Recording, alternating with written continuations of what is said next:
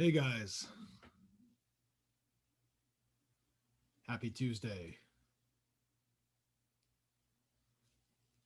It is Tuesday, right?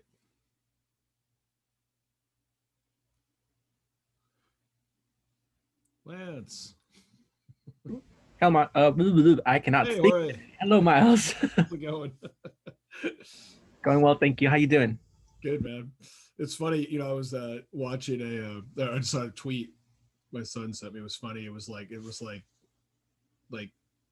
elementary school Zoom meetings, and it's all like, the kids are like, "Hey, this is my cat," and this is like, I ate a ice cream last night, and all this. And then it's just like high school. It's just like the teacher sitting there like, "Is anybody here?" And then just all the name screens.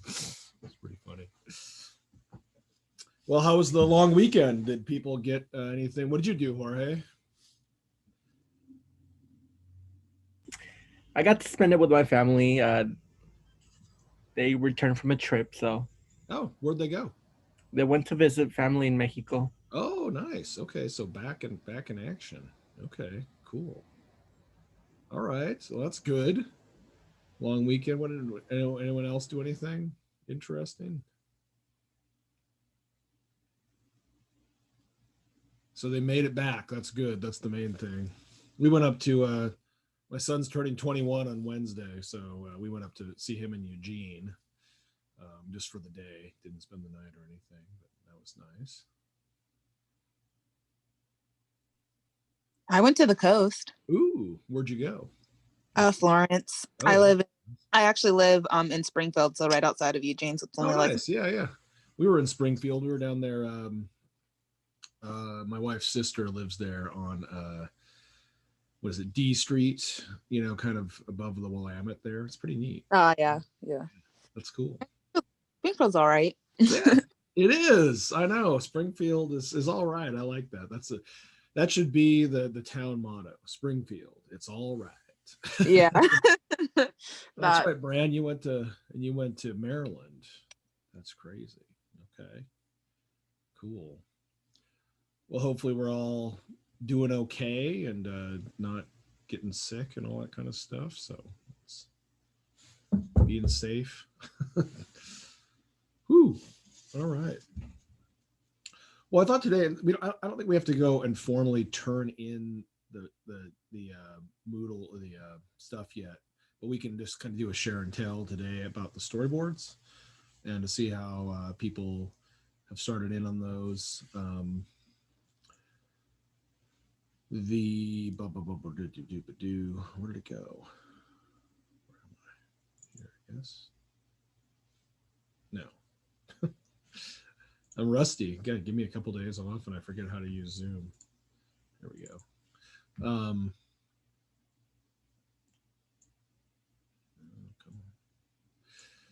Yeah. So we were talking about storyboarding and just doing something to kind of get started. And just we can just jump in and then let's make a sign in today too. Someone want to volunteer to make a shape for us to sign in with? I see Bran was there. Bran, you want to make a shape? Or I guess it could be Bran, make a shape for us. Or Andrew. Andrew's got it. Andrew's on it. Andrew, do it. I'm thinking of something. Or Bran. Bran, you can make one for Thursday. Get away. you guys get to make a shape. Go ahead, take your time. Yeah. All right, cool. No pressure. We're signing in. Ooh, cool. Wow. Getting it done. I like it. I dig it. Nice. So as we're getting ready to sign in too, yeah. How did it feel doing some storyboards? Seem okay? Seem like how many people it was like, I guess we can't, how many was it the first time doing that kind of a thing? Oh, I love it. Okay, awesome. Is it done?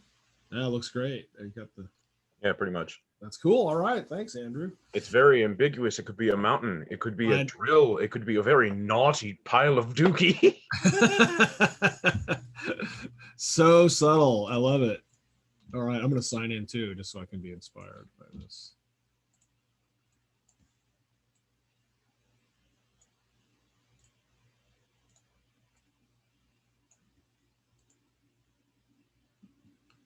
What are the different stroke options?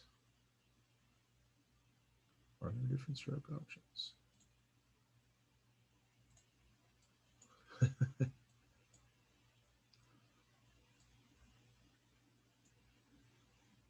We got rounded corners.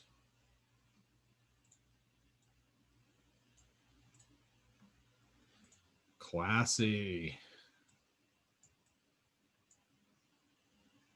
Pencil. Pencil, I say.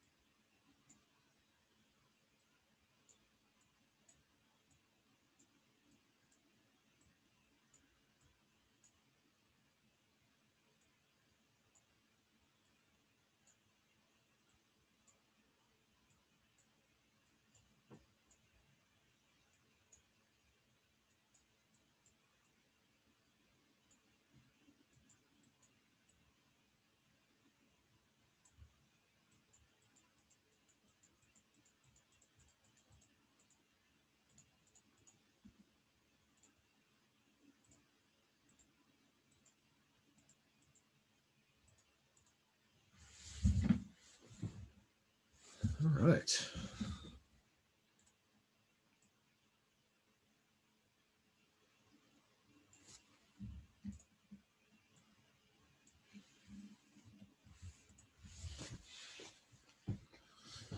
Okay, I'm getting signed in.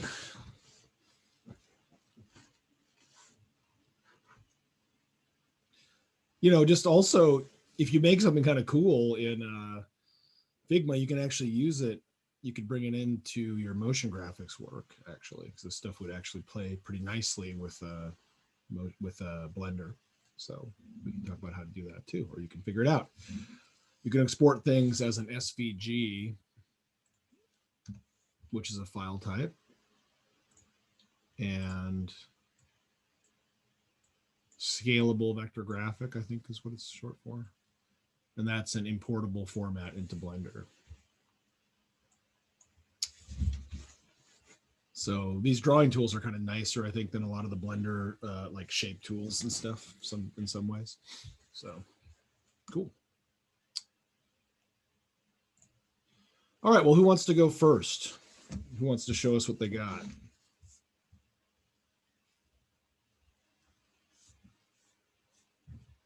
Or who doesn't? I don't know. That can be just as good a reason as any. I don't exactly, because I for some reason I can't see it like on Moodle, and I didn't know we were supposed to do a storyboard thing. Oh, okay. That's my bad. Oh, Yeah, well, I forgot to do it. I'm sorry. Oh, that's all right. That's all right. Well, I mean, did anyone do it? Let's put it that way. Because if you did, we can take a look at it, and if not, we can do it right now. But I have one. All right, yeah, go ahead, bust it out. Let's see. Do you want me just to share? Yeah, just go ahead and share your screen. You can share it up, and we can look at it. And if we do it on Figma, you know, yeah, maybe we can even draw on it if we need to or something. So again, just to reiterate, as we're getting ready to do this isn't necessarily like the big pitch meeting, you know, where we'd be going like, okay, this is, you're going to love it. Da, da, da, da, da. This is really what I would call a really, really working meeting. This is the kind of development we do with each other, you know, if like we're working on a project together.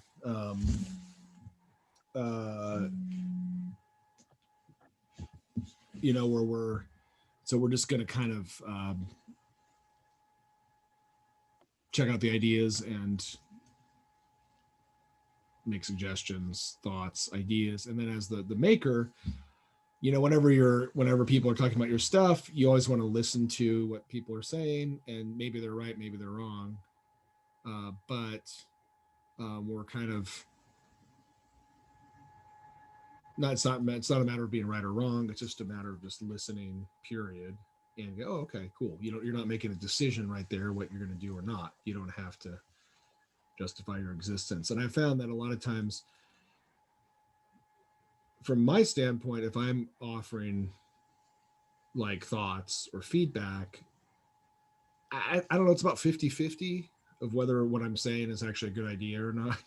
And I'm kind of joking about that because nothing's really a good idea or a bad idea. It's about you to execute it. So if something springs loose, great.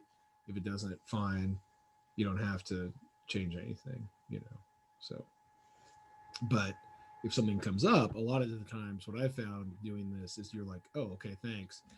So I really suggest that you guys write down everything you hear, because a lot of times you're not going to hear it in this format. Like you'll hear it, but you won't necessarily remember it. So it's a good idea to write everything down, whether or not you're planning on doing it or not. Just write it down. That way you can see it a little bit more objectively later.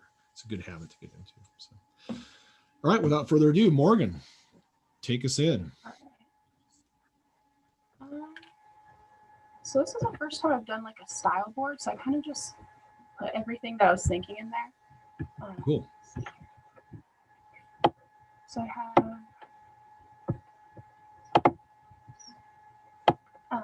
have kind of the color palette that I'm aiming for, and then some examples of kind of style I was thinking through.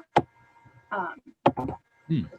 I just went with a pretty simple, like easy to fill in kind of style for like the main subjects of it, I guess, which are like some power lines and then clouds that kind of change form. But then I want to change up the style a little bit and make it more blocky for the backgrounds, just so it's not like everything's not just smooth. Yeah, great. Yeah, but I still have some adjusting for those. And then for the storyboards, I have kind of like a sidewalk scene with some panning from the ground up to the top of the power lines. And then actually, clouds kind of. Can you do us a favor? It might be easier for us to see, and this is a good good example of pitching the storyboard. Is go ahead and maybe zoom in more so we can really see each one we're talking about, and then kind of take us through the whole story and tell us like, so even more than that, zoom in on that first shot, and even more, it almost takes up the whole screen, and then you can use the hand tool. You can pull down the space or whatever to pan around, and then just really put it there, and you can lock that background if you want, by right clicking on it. You can lock the background. Yeah, cool. And so now it makes it, there you go. So now you can really, we can focus and see what you're seeing, because in when we see the animation, we're going to be seeing one thing at a time. So this is actually kind of cool, that you can really take us through the story. So great, go for it. All right. So I wanted to keep it pretty simple, just based off of our examples from the class that we shared, like just kind of basic shapes. So I wanted to do somebody like walking down the sidewalk, so have the sidewalk squares like scrolling like towards the camera.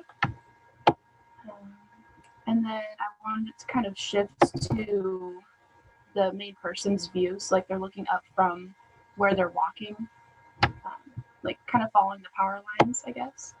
Mm-hmm. And then that was just a continuation of the view panning up. And then I want to hit the main subject and start not only moving up, but a little bit to the side also, just to have a better frame of what they're looking at.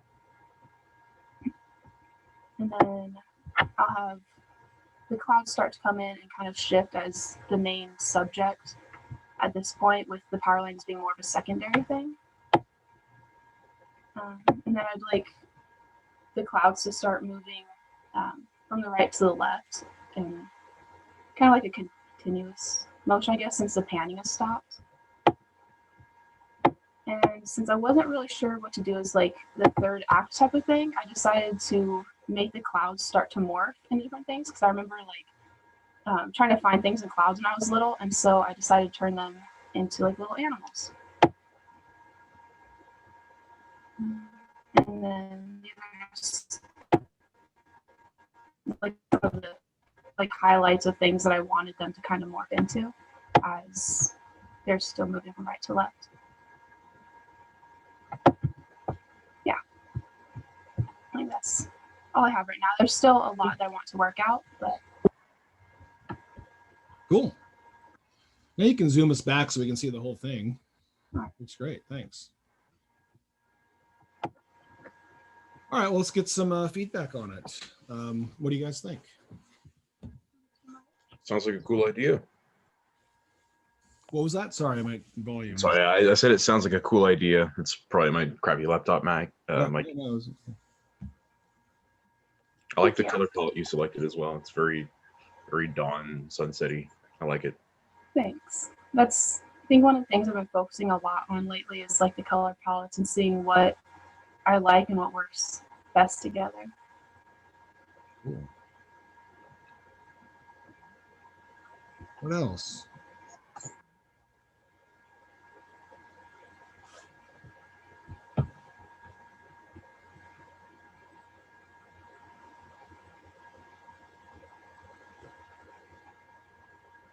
Is the story clear?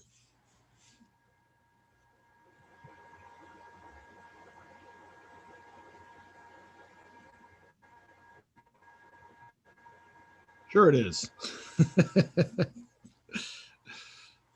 Well, yeah, like, you know, I think one of the things that I'm picking up on that I like is that, yeah, the color palette is really strong, the style, you know, and maybe that'd be to really combine those two together. Just go ahead and put the backdrop behind the power lines and the clouds to see what it looks like together. That would be my suggestion, and that'd be pretty quick to do. I like the blockiness too. I think that's cool. I think that looks really good. Yeah, there you go. You can even kind of drop it on top of there. And start to kind of get a sense of it. Yeah. It might be interesting. I was thinking about the power lines and how they kind of serve to ground it in this reality, you know, with the footsteps and everything. And this is just a thought. Like I said, I don't know if this is actually a good idea or not, but like, what if you know, it just opens on the power lines, you know, and Yeah. and this and I'm not saying this is a good idea, I'm just saying like it kind of makes me, I would think about this as like, well, what's my idea if I could really strip this down and really make it even shorter and simpler? What's the essence Okay. of what More I simple. want to do? And you know, if it's the clouds, you know, or if it's the dreamlike motion, you know, it could be that you could probably drop the first three storyboards. You know what I mean? And this is a thing that's going to come up over and over as we start to do more storyboarding, is like, can I drop things? Does it hurt the story or not? Or does it make the story stronger? And you don't know until you ask the question. And that's why I said, I don't know if this is a good idea, but let's ask the question. And so if I think like, well, what if we just were to open on, let's say, storyboard 1, 2, 3, 4, 5, and go ahead and zoom in on that for a second, and let's just see if this works. You know, this is what I said about, I don't want you guys to get too attached to these storyboards too early. So zoom in on number 5, and let's say, okay, so we fade up from black and we see this beautiful skyline with some power lines in front of it and these clouds that are slowly moving by. And then we go to frame 6, and the clouds are moving, and they move across the stage kind of right to left. And then we go to 7, and then we see the clouds really start to change into these kind of like, first one cloud turns into a snail, and then in number 8 it turns into a dolphin, and another one turns into a dolphin, and these are passing by, and then it turns into a turtle. Okay, and this is a good example. If you remember, if we talked about this last week, that the 3-act kind of idea. So act 1 is like open on a scene of a beautiful evening or morning. Okay, act 2 is like clouds move across the sky turning into animals. And so how do we conclude this piece then? you know, and then you don't have to decide right Okay. now. So It kind of might like, be that, like, you know, yeah. they can explode or something, or like, you know, whatever, like, so, yeah, you can decide. Um, but that would be the thing that I would think of is, but you can kind of see how maybe we don't need the whole first 4 storyboards.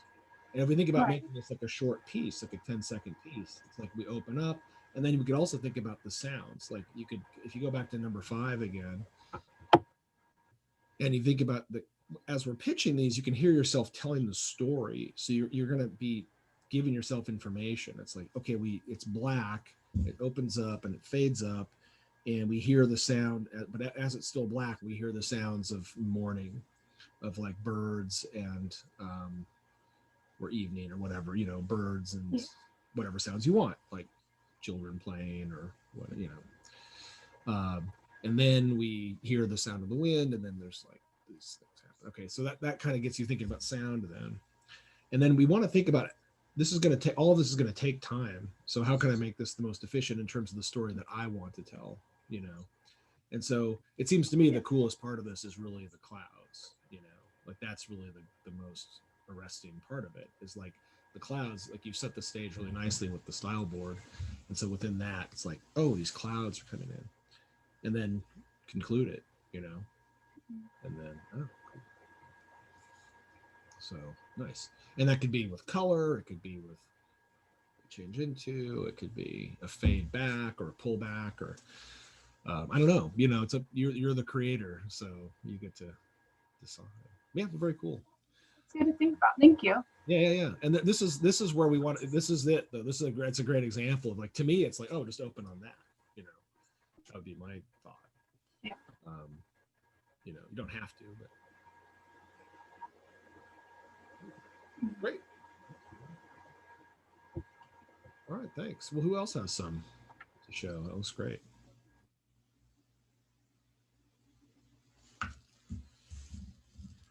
Well, let me ask you this one more, Morgan. Do you feel like you're ready to do that, or are there things that you need to figure out how to do? I feel like I want to work on the style just a little bit more. Okay. Get it to be a little more cohesive together, just between the blocky and then like the smooth style. Because I kind of like the contrast, but there's like still something off about it. Yeah. Well, you know, But I do you think have a once set? I figure that out, I'll move on a little bit. Okay. Is your did you get your computer working? I know you had that one from that laptop. Is the laptop still blocky, or do you have to?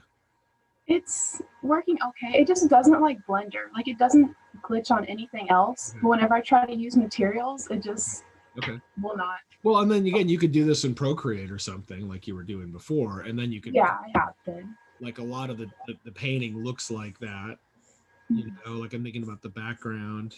But do you feel like you've got a grip on kind of, and this is a good example, what we call kind of the animation design, like what like layering and kind of what's going to move and what's not going to move and what's going to change and how it's going to change? And do you have a sense of that, or is there something that it seems like this is within your kind of capabilities right now, just from the work that you did before? Yeah, I think I have most of that figured out using the layers and stuff on Procreate. Okay. But I want to try seeing if Blender will work for animating it, just because there are some different layers. Yeah, because my thought, what I would try is to bring in, and this is a good example of like, we talked about this last week, of like kind of working iteratively. So like I would maybe think about, well, what if I brought in just the backdrop from Procreate and brought it in as images as planes, set up a camera so I can see that in Blender. You know what I mean? Like Yeah. go through that and then bring in like the telephone poles and, you know, set those up too. And then you're not necessarily trying to figure the look out before you do that. It might be that the look, then you kind of notice something about the look there. It's like, oh, this looks great.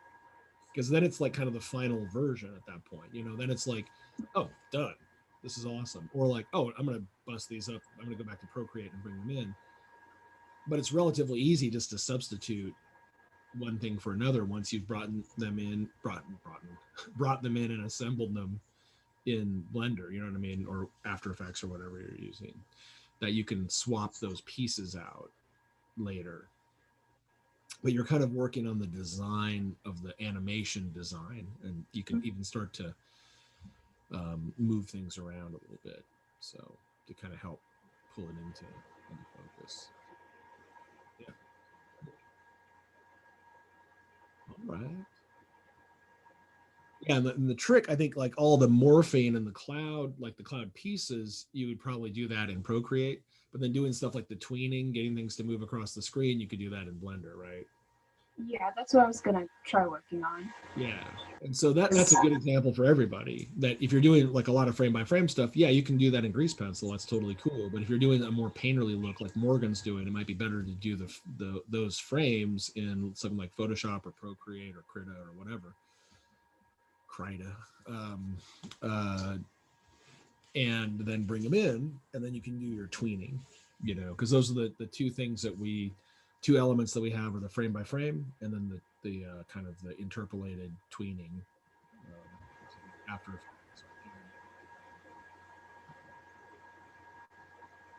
Cool, looks good. Do you have a working title for it? I've just been calling it Cloud so far, so I'm not. Okay, that's good. about it. And I think in terms of pitching, a title helps because it just takes a little. It helps us identify what the project is, because we're kind of having this kind of close encounter with your work, and you've been like living with it for 3 or 4 days, and so you're really into it, and so we're just getting to know it for the first time. So having a name kind of helps. So if you go, my project is called Morning in Eagle Point or something, I don't know, or like here we go, and we're like, okay, cool, and then you show us the thing, and then that kind of helps build the identity in our mind. Yeah. I'll add one on. Here. All right. Good deal. Okay, well, thanks, Morgan. Looks good. Thanks for the feedback. Right. Nice. Anyone else have something to show? I have one, but it doesn't look That's okay. anything near as good. That's fine. No. It's like it may or may not. You know what I mean? Like the whole point of this is just to jump in where you are and show your idea. Okay. Let's see.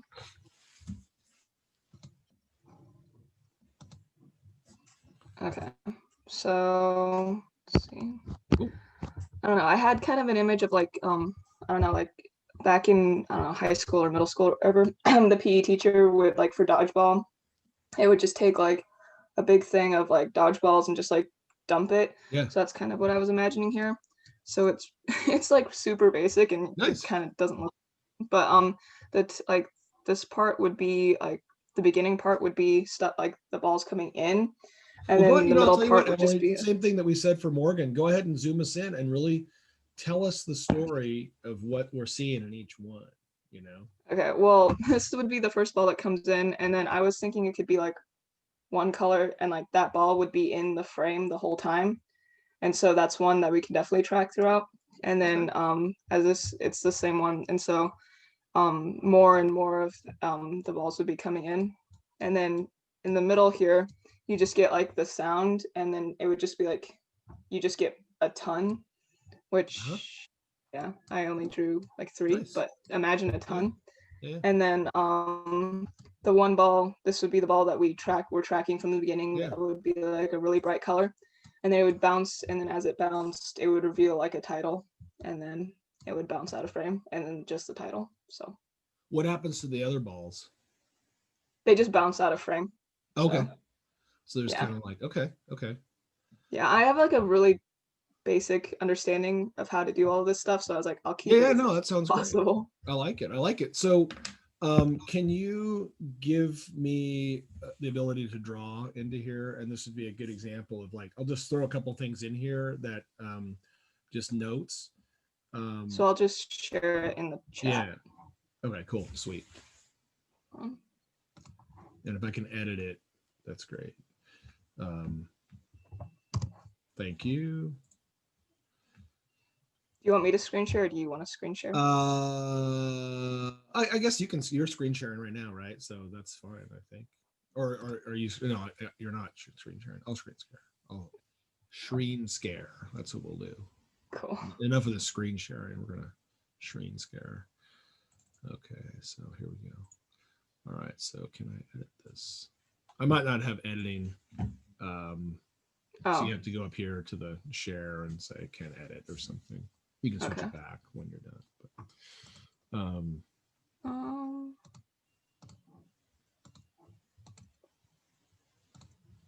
cool.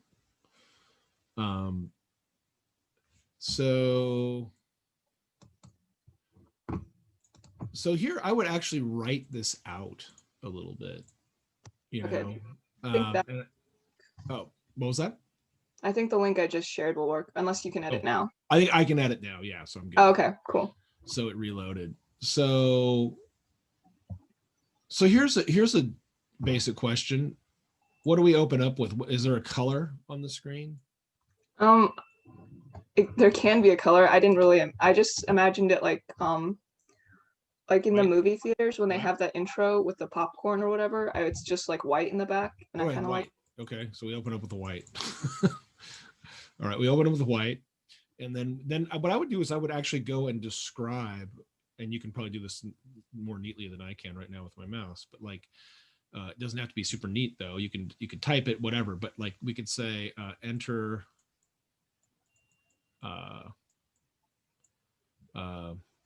star ball or whatever we want to call it, right? So we've got one ball that's standing out, and I like that idea.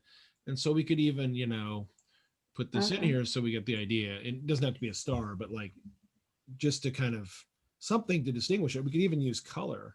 You know, if you wanted to just go over here and grab a quick color and just pop it on there, just not nice and neat, just kind of like, you know, just, and then enter star ball, and then bouncing,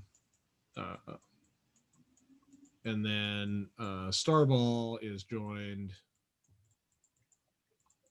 by others.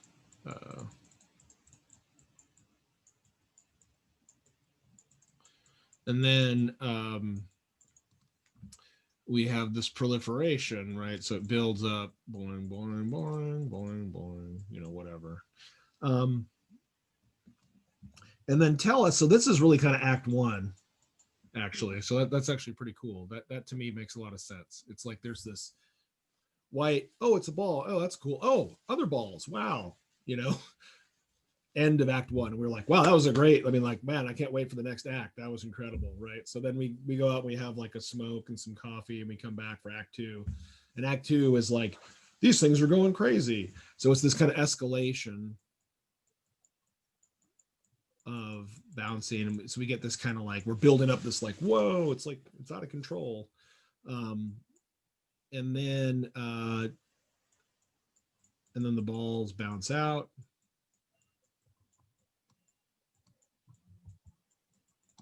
Leaving star ball. Our hero. So our hero's left, and then our hero then like goes, kind of escalates into the slate, and then like bounces off stage, or like bounces into the camera, like expands or something like that, and reveals. So something that the star ball. So act three is something like this, like star ball, you know, explodes or something, revealing the title. And the title is Bounce. Bounce.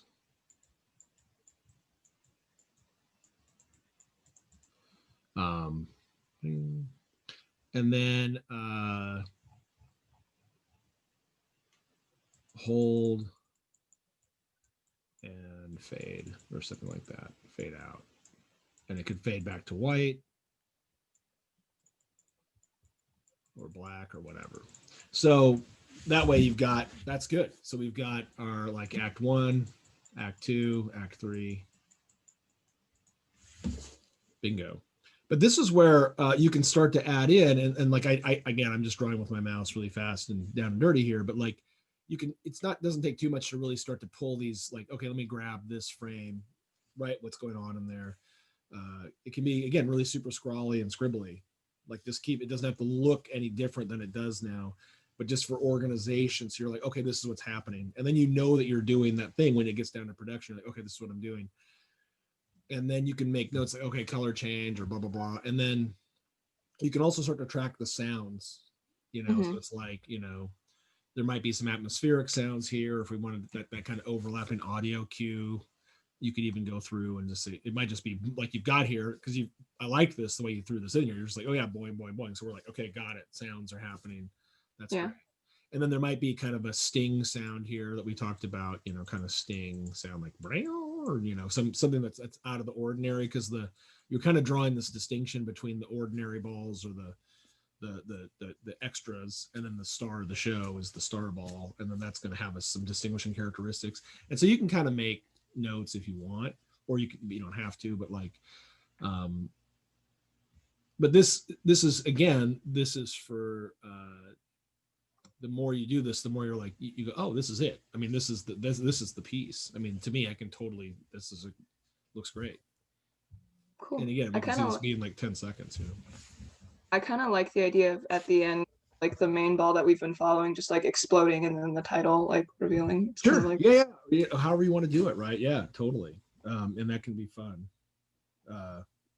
So could I add sounds into Blender? Like I would animate all of this in Blender. I can. Okay, cool. Yeah. And so again, like you can do it in any number of programs, like you could do, but I can show you, I'll show you guys how to do sound in Blender too. And it's almost like once you make the decision and once you get the stuff together, doing it's pretty straightforward.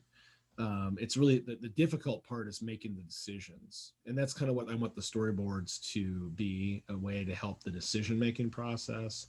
Because once you know it, then it's a matter of just doing it, you know, of executing it. And this isn't the way to animate or the way to do it, but it's kind of a nice thing to just get some experience with and play around with, and to kind of make it a little less overwhelming sometimes. Yeah. So I have access to like Photoshop, and I was thinking, because I've never really used Blender, but I was thinking in Photoshop a way I could do it is by like drawing and exporting, and then exporting the frames into Premiere. Cool. Is that efficient? Like, would you call that a good way to do it, or should I find a different way? Or it depends, right? It depends on the look. So if you wanted to do a style board and see what this looks like, I mean, one thing that I thought might be kind of cool, and I just assume this is the look of it, would be just doing flat shapes, right? Like just doing it with flat shapes. So it's like these circles come in. They're not like 3D balls or something. I think that kind of makes the design stronger in a lot of cases, you know? So it could just be these colored circles that come in, you know, and the rest of the circles are gray or light blue or something, or kind of subtle colors. And this one has a bright shape, or, you know, you can kind of play around with it. And then whatever software you use to do that, I think that you're just making shapes. You could do it in Figma, you know what I mean? And so then once, like, you could animate it in Blender. You could almost animate this in Premiere if you know Premiere better, because you're just basically doing a location tween. You could actually do this in Premiere. I haven't used Premiere to do this kind of animation, but I'm pretty sure you could. Yeah. Sorry. Yeah. Go ahead. Or After Effects or something. Cool. But I could also, I mean, this would be something we could, you know, we kind of have been demoing this in Blender, but we could also do it with actual shapes. So instead of drawing the circles, we can just use actual shapes and actual colors too. Okay. Cool. Yeah. Cool. Lance, did you have something to say there? Sorry. Yeah, sorry about that. I thought you guys were done. No, that's all right. That's all right. So I also didn't see the assignment, but I know what I want to do. And what you guys were saying actually brought up a question. That's why I jumped in. So I'm looking at it like, what I'm going to do, can I just explain it to you if I don't have visual? Go for it. All I'm going to do is, it's going to be really simple. It's just like a camera that morphs into a film camera that morphs into like stats, just a few of the things that I work on. Okay. I'm just going to make a little promo for that. Okay. And so my plan, since this is what I do a lot for work anyway, everybody's gonna hate me. And get some of the assets from Adobe stock because it'll save me a lot of time. That's fine. And then, from Illustrator or Photoshop, transfer those into After Effects. And I played around a lot with After Effects just because I know the format really well, and I was having a lot of trouble with Blender.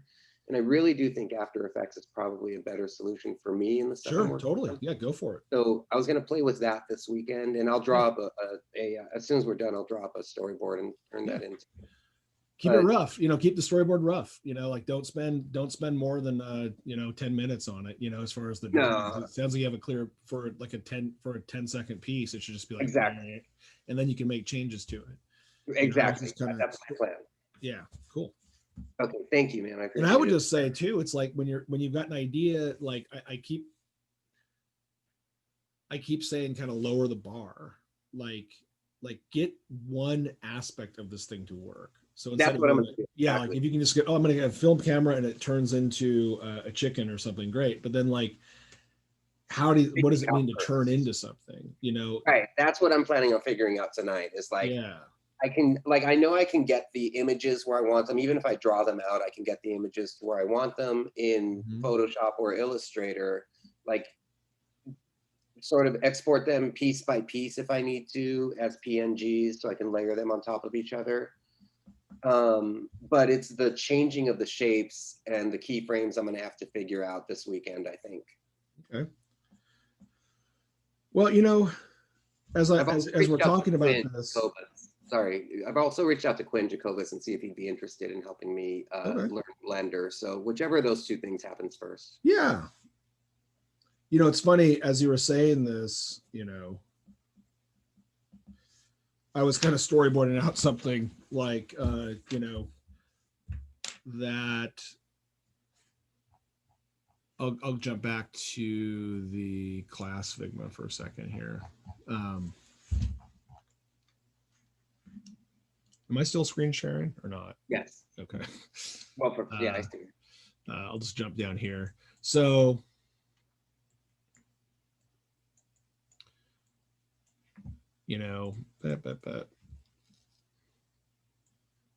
so the infamous like film camera, right? Like just a graphic, like a flat 2D thing or something. That's basically all it'll be. Yeah. And then it goes here, and then we have a morph, some kind of weird morph thing. And this could be funny because like I'm thinking of having it just spin into each other because I think that'll be easy, but I may be wrong. Nothing's easy. Right. Honestly, it's like but you can kind of figure out what you need. And this is where I was saying, like, I would experiment with it to see, like, this actually might look fine. Like, you might just have to do 2 or 3 drawings or like transitions, whether they're drawings or not, or just distortions of the shape. And then it goes into like whatever it turns into next. Like I was thinking, hey, it could be like Lance. Turns into Lance. That's me or something. Right. Yeah, no, I hear you. Lance, this is the way I would storyboard this out. Like I wouldn't spend any more time with it than this. It'd be like, okay, this. Right. That's what I'm doing exactly. Bing, bing, bing, bing. And then you're like, oh, okay. So like sound here, we have like some kind of whooshing sound, and then we have sound here, and then sting. Yeah. And so like just go ahead and get. But I wouldn't do too much more than that as far as. No, that's all it'll be, honestly. It may look a little better because since I'm already importing some of the images, I'll have the images, so I may lay them in. But that is actually quicker than drawing it for me. Well, and it might be if you're using images, you just do like one of those kind of like flick effects, like where it just goes, like, or just wipes, like just kind of. Yeah. As opposed to don't draw anything, Right. Because, yeah. That's my hope, is that I can do it all by scaling and moving it, and I won't have to draw very much. Yeah. And I really want to concentrate on the sound as well. I've been doing a lot of sound stuff the last couple years. I'm really interested in. You could make this, force it to be simple is the way I would put it. It's like nothing easy, but force it to be easy. If you force it to be easy, you can actually make good progress with this stuff. Yeah, absolutely. I've learned that lesson in the last few years. Totally. Yeah. And that's one of the things I like about motion graphics as opposed to maybe like animation. Like animation, it's like it's about kind of maybe sometimes, a lot of times in animation, you're deliberately doing something the hard way, you know. Right. And that's how I feel I've done the first 3 years of school. Yeah, exactly. So we all do it. So Yeah, I hear you. Thank you, man. all right, cool, good. Anyone else have some storyboards? I can show mine. All right, great. Well, mine, I did it in my notebook, so I'll be using my phone to show it. That's cool. Oh, here, I'll stop sharing. You Can you all see it? let's see. Quality is not that good. I don't see it yet. Not yet. No. It's Oh, you know what, Jorge? Can you airdrop that to yourself or something so you can just share it, screen share it with us? I will. Yeah, somebody can go then. Or are you on your phone in Zoom? Because you could probably just. I logged out though, but I can log in again. Yeah. Okay. All right. Yeah. Go ahead when you get it set up. That way we can actually really see it properly, or we can pin you up. I think that maybe we can just pin you up. Let's just do it that way because we're getting casual. My phone is already connected. I don't know if you can pin my other one. Yeah. Oh, okay. Let's see. Here you are here. So let me unpin this. Pin, and here we go. I see. Okay. So we're going to go pin. Oops. Spotlight. Okay. Same thing. So Cool, there you go. Spotlight.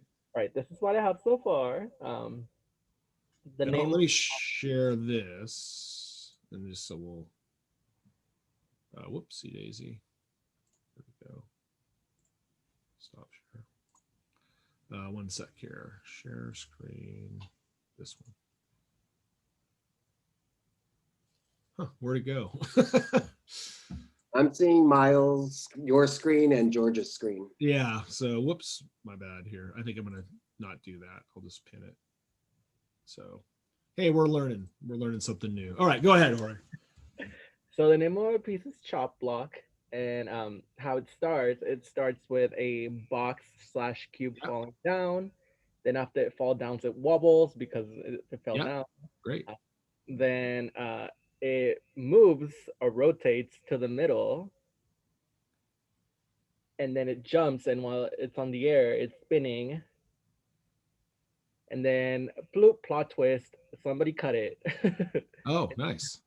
Great. And one of the halves is gonna slide down a little bit, so it gives that effect of that bit being cut. Yeah. And then it flops, falls, and then it turns into skates, and it skates away. Oh, okay. Cool. I like it. So we've got 3 acts here. We've got enter the block. Block does its thing. Block gets cut in half. That's act 2. Act 3. Block skates off. Okay, cool. Great. I like it. That's good. That has a, again, like same thing about like, do you fade in, colors, that kind of thing. You can start to make notes on this. It could be black and white, doesn't matter. Color you can always change later too. But the skating is interesting.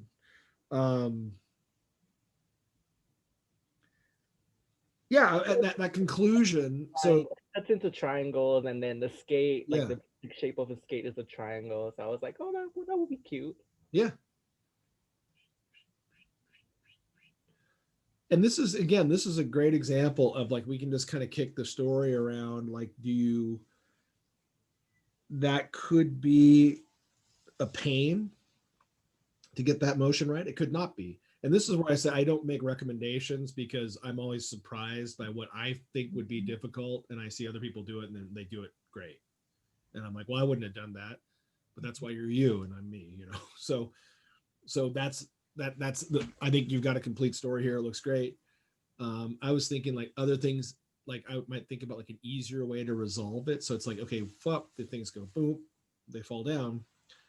And that could almost be the end. It's like, because I think if you get that swipe in half and the things fall down, they could form a different shape and then it could fade out. That could be like almost like a logo design. Like these 2 triangles make a shape or something,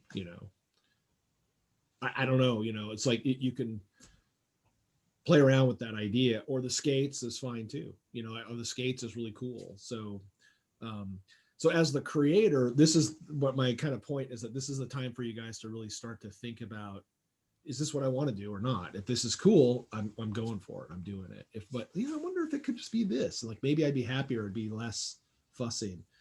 Or what if I made it,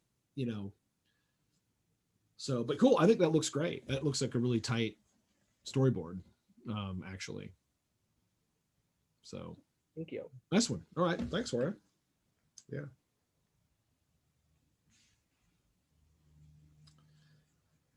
Cool. Anyone else have some?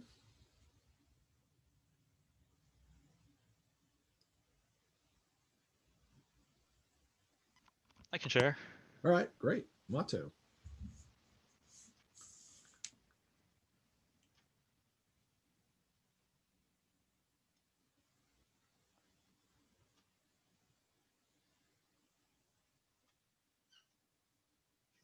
All right, so just starts out a white screen, then two balls appear, and then they start bouncing around and start revealing something with a ink effect. They keep bouncing, and then eventually they me in the middle, and then reveals hello. Cool. Great. Do you have some sound ideas? Probably like water dropping sounds, driplets. I don't know. Okay. Go back to the middle.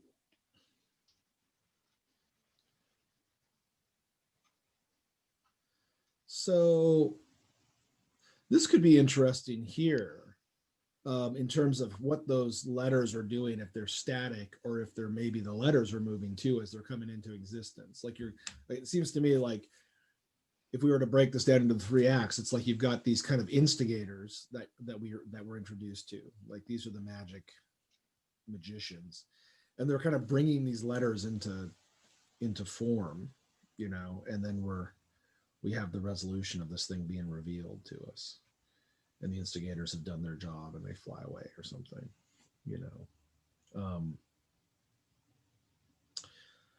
So there might be something about maybe the letters themselves are moving or doing something weird as they come in, or shimmering or something. And you've got this cool animated effect, or that animated effect, maybe that brushiness is really what's going on there. Yeah, cool. I wonder do you need the bouncing balls? I mean, I just thought it would be more complex because this is just an overlay on the words. Yeah. So that's just really easy to do. Yeah. Yeah, I could do that. Easy's not bad. Well, I'm not saying I'm not saying the balls don't work, but the balls to me almost seem kind of arbitrary in this case. If it's like, but it might be give you a chance to think about how you really want that overlay kind of thing to work. Like, is the overlay going to be animated? The overlay on it to give the ink effect is just a video that I got from a tutorial. Okay, cool. Yeah.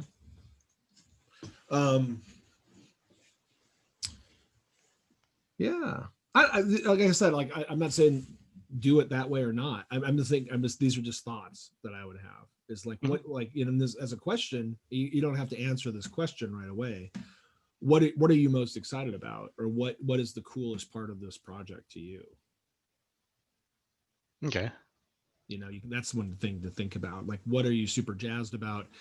And it's almost like if I'm really excited about the overlays, maybe I do more with the overlays, and then maybe I really focus on, maybe it's even the content. Like it's maybe that I have 3 words that happen, but they're slightly different. Each one is slightly different.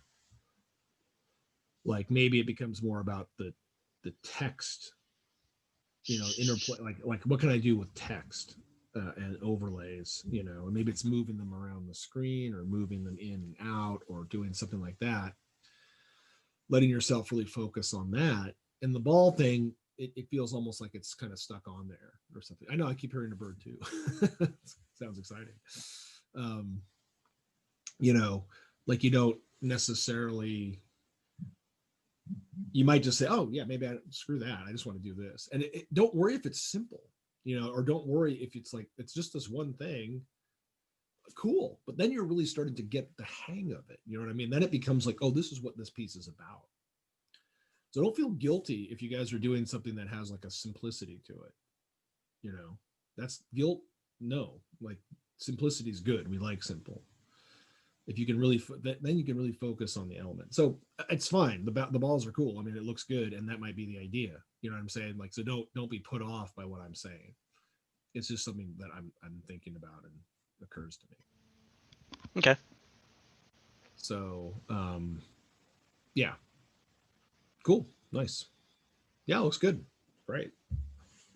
But we like simple. Because then you can, once you get something simple and you get it down, you can make it more complicated, or you can make it more, you can get little variations. So since you've already been doing, some animation and stuff, Mato, that might be a good thing to think about. Is like, well, I like simple. Like maybe I make this really simple, but make it really nice, like think about how much advertising, graphics are done in this super stripped down simplicity, or it's a simple idea that's really kind of elaborately done. I always think about the ye olde, like the iPod commercials, where it's just that white silhouette against a colored background. It was so effective, as far as like, okay, well, it's kind of simple, but it worked. Yeah. And as motion graphics people, in a sense, that's the aesthetic. You can do complicated and you can do simple. So you can work back and forth between those things. If you want to do something really complicated, that's great. But if you also want to do something really simple, that's very cool too. And it shows you've got some range. Nice. Thanks, Mato. All right, who else has some stuff? I have one that I just did. Nice. Well, Great. one was Perfect. So okay. I was hoping people, oh yeah, I can do this. All right, Kaylee, go ahead. Okay. Hello. Hello. Hey, whoa, she's moving. I did it on my sorry, I have to figure out how to switch right there. I did it on my iPad, so I'm just gonna show it like that. Hopefully it works out. Okay, so it's called Changing Tides. Can y'all see this okay? Let me looks pretty bad. Let me That looks good. Okay. Oh wait, let me sorry, I'm still getting the hang of this here. I'm gonna spotlight. There we go. All right. Okay, so it would start off with just like the moon. Okay. And then the moon would like move up and start showing some waves. Mm-hmm. And then it would then like start showing like some sand, and then it would reveal tide pools, and then it would reveal more tide pools. Mm-hmm. And then it would start like hiding the tide pools like as the tide gets higher, and then eventually it would be completely covered and it would end with just the moon again. And I was thinking it would have like sounds of like waves, because that's pretty obvious. I don't know what else other sounds or stuff it would have, but that's just kind of what I thought of. Okay, cool. No, it's great. This is a good example of, I think, where a lot of times, like the first time we lay an idea down like this is the most important time, because this is, now we have something instead of nothing, because now you have something to work with. And so I emphasize this for everybody, that get the idea down and then you can come back to it. But now we know, oh, we're dealing with the moon, we're dealing with the ocean, we're dealing with tide pools. Like now we know what the elements are, and now how we play with them is, that's what we can kind of start to work with now. But you can't do that until you get the rough idea down like this. So that's good.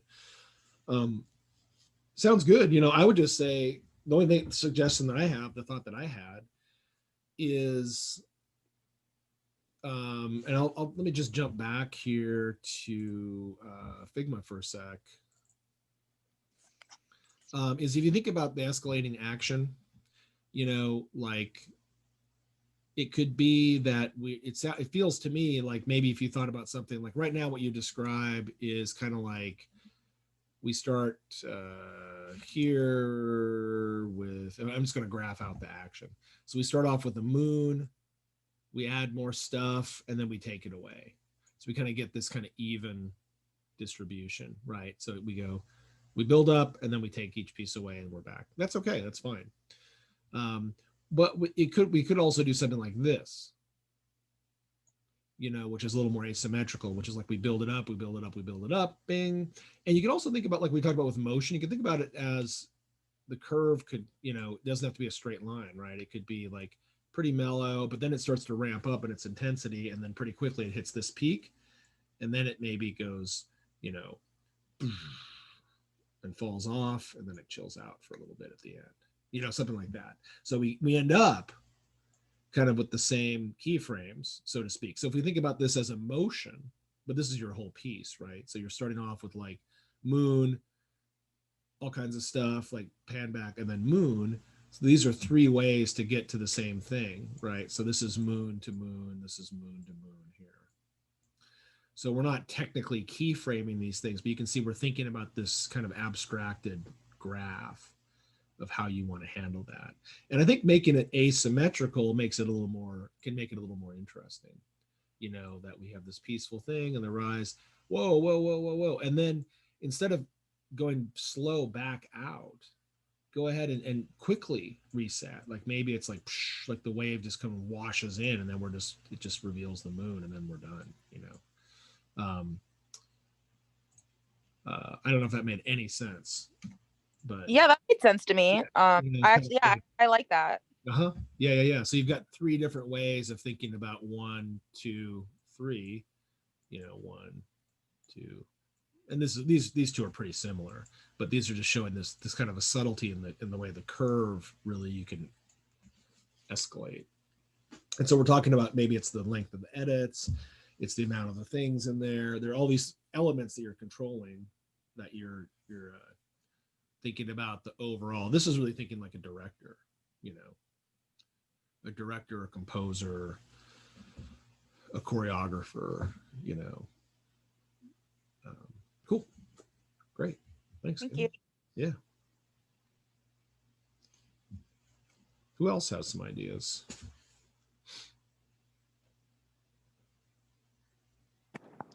I can show one. It's a little quickly and crudely done, but yeah, good. Should work. Just the way we like it. Because I think the reason that the quick and crude is good for this is because then that means you're actually thinking about it. You're not showing there's something about like when you're really raw, working with an idea in a really raw way. I think it's got to be kind of raw. It should be kind of, and then it can evolve. You can, once you've decided this is what I need, this is what I want, that's good. I think it's like there's something about letting it be loose and free at the beginning. Cool. So my idea was pretty much I was gonna animate, like keep it simple and animate shapes to music, and just keep it like short. So I was gonna start with kind of an empty frame because it takes like about a second for the music to kick in once it starts. So it's empty frame, and then to each beat there's gonna be shapes that come out like this, and then they'll retract as well to the beat. It then starts to like shift a little bit. So I kind of had, it felt like it fit with it. So I was going to have something almost like a firework where it's like it pops and then kind of gets closer to the screen while fading out and spinning. And then have like more than just 2, but like to each beat that hits there. The beat changes again. So, but it goes really quick. So I was going to have these pop out like to the beat as well. And then fade out, or like not necessarily fade out, but like shoot out of the screen, and then a similar type of repeat here, and then kind of fade to black with the music fading out. Cool. Great. So tell us about how you would arc. What's your kind of, give us the abstract movement 1, 2, 3. Like what do we see here? So we start with emptiness, so we kind of start low, shapes move into space, 1 beat of the music. So we have these things kind of going, Yeah, so they're kind of shooting across the screen. And then it's kind of the act 2, the escalation, is you start to escalate it with these groupings. Like this one you're talking about. Yeah, so like it kind of during this 1 part, through 4, it's so that feels like act 1 kind of.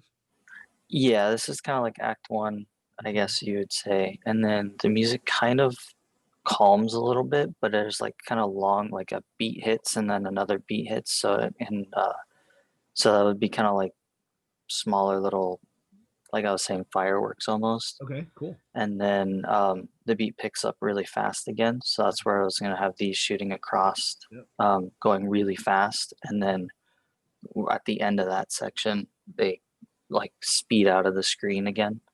And then it goes back to a similar type of thing like this. So I was going to have like not necessarily the exact same ones, but this was just to convey that pretty much the same style. Okay.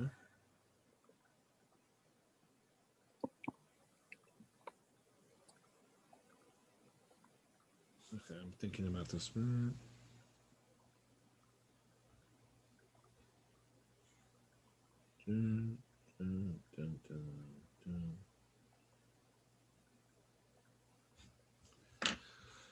So cool. So here we might have something. I'm just kind of thinking about this off the top of my head. If just to jump back in here one more time, where'd it go? So for this, we might be going, okay, we start off, we get some shapes moving around. So we're doing something like this. Okay, then we get the pause. So then we kind of drop back down. We kind of almost go down to here, then we get this kind of, stuff's happening down here. And then we go, boom, then things get really intense. There's variation there. And then it comes back down, something like that. So I'm not, this might be, and so this is a little more complicated in a way. So this is kind of like 1, 2, 3, 4, that's fine. But you can kind of think about this stuff. It helps you kind of, to me, what this helps is it makes me feel like when it goes up here, I want to like punch it, like punch it really hard. Here it's getting kind of cool. We think this is the peak.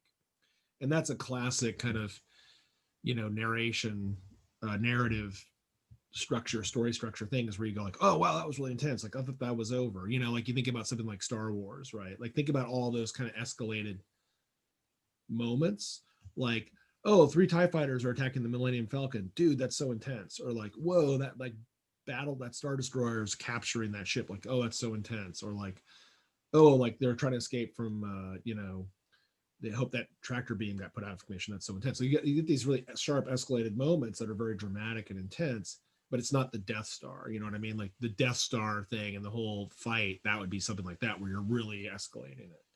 And then you bring it down to those groupings where it's kind of you're chilling it out. Like you all of a sudden there's this pause in the music. You know what I mean? That's cool. So like we said, that none of this stuff is right or wrong. It's like you can add as many things as you want or make it as simple as you want. It's just kind of so you get a sense of like, oh, this is what I want. This is what I want. Like I want intense here and I want really quiet here and I want it to just barely be perceptible.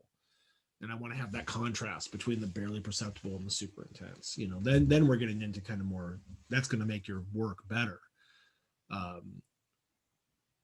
regardless of whatever software you're using. You know what I mean? It's all about the kind of the intention and the intensity and the variation of that. So yeah, cool. Looks good. Thanks, Ryan. All right. Anyone else? We can continue this on Thursday, and I can kind of talk about go back to kind of talking about some technical things here.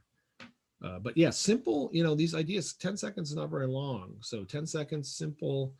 Can be a very we talked about think about the checklist of things that we know how to do or we can do. It's like changing location, rotation, scale, changing color. Fading in, fading out, blinking in, blinking out, all that vocabulary that we've been developing by looking at all this other motion graphics. These are things that you should, if you don't know how to do them, you can figure them out, or I can tell you how to do them relatively quickly. We're not talking about super complicated techniques. You know, they're techniques that can be learned, you know, within under half an hour. You know what I mean? So make the decision, you know, and if something's too complicated, then you can choose a different way to make it happen. But keep the idea. That's what we want to get used to. Like, I have this idea. This is, you know, and let the idea develop as it needs to. Cool. All right. Does anyone else want to go today? We can catch other people on Thursday. Otherwise.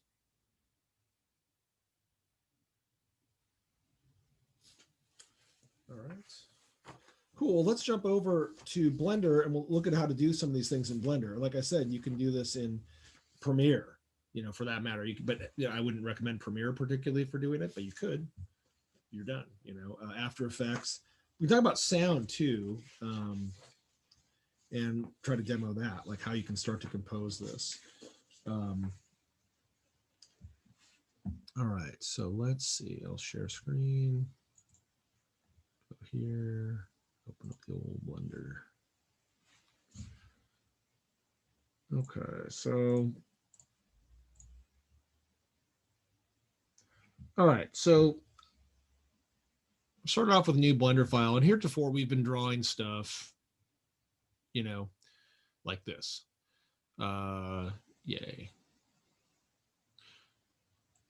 But what if I, instead of drawing something, you can also use shapes, you know? So we could say, I'll go out of draw mode, I'll go to object mode, and I'm gonna go up here and say add mesh, and I'll add a plane. And before I do this, let me turn this on down here so you can see what I mean. Yeah, it's on. I'll turn this on. So yeah, but maybe, well, let me just review a few things. Let me go back to draw mode, sorry. And just review what we said before. I go to grease pencil. I've got 2 layers here. And let's say I draw something. Oh, let me get a material. So I go down here to the material tab. And in order, we talked about these kind of funky materials down here. I can make a new material here by adding it here with the plus sign up here and then clicking on new down here. And I have the material and I can pick out a color using this. And cool. And then I can go out here and I can give this a name.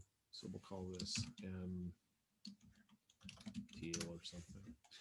And now I can go out here and got that. And it defaults to having the strength on. I want to have my strength at full strength. And I want to, if I can make my radius bigger so I can make my lines bigger, just so it's easier to see out here.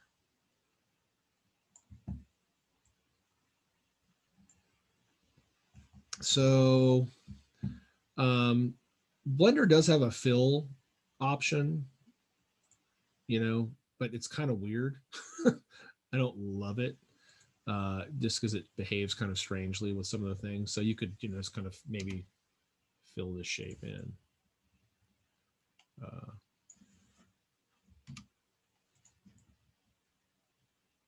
That might be the easiest way to do it. Yeah. I want to make a solid shape or just draw it that way. The eraser is also really kind of funky. So I can switch to an eraser. And I've got different types of eraser. I think I'll use the point eraser. And then I'll maybe draw back in to kind of clean this up a little bit. All right. So I've got a shape. Okay. So what if I want this shape to change color over time? So we know how to animate this shape. So to animate this shape, we would go out to object mode. And then in object mode, we switch this over to the dope sheet and we add a keyframe on location. And we go here to, let's say, frame 20, and we move it over here on X over here. And then we add another keyframe. And now we have an animation. Okay, so I'll shorten this down to 20. All right, so now there's my animation. Okay.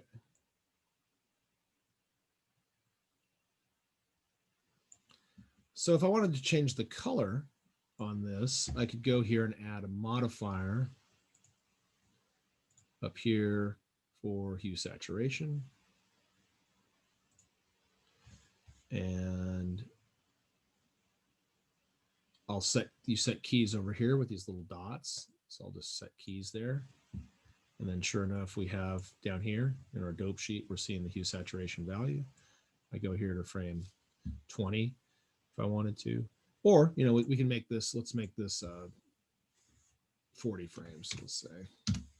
And we could do it here. I go to frame 40 and I can set a new hue, you know, a new value, and then key it that way. And then sure enough, we get keys down here. So now we get this color change.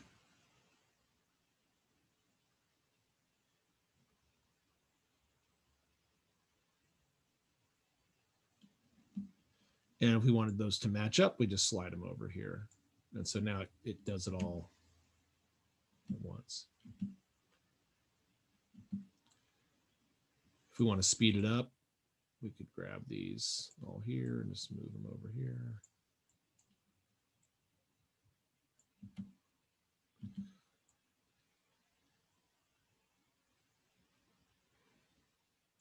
Now we haven't talked about how to do a hold, but holds are really important in animation. So usually when you start an animation, you don't want something to happen right away. You want to give the audience a second for them to see what's going to happen and then have it happen. So to do a hold, that worked as a hold, right? So now we have a little pause before it moves, and that's different from this.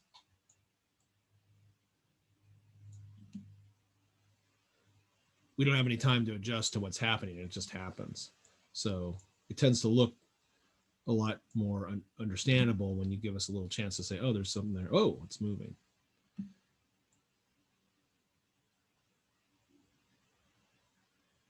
So let's see. You can turn off the color effect here by unchecking that box down here. So now it's not doing that, just temporarily, and you can turn it back on. So these are all tools designed to give you kind of more decision-making capabilities. So, okay, I don't really need that. So it lets you focus on one thing at a time.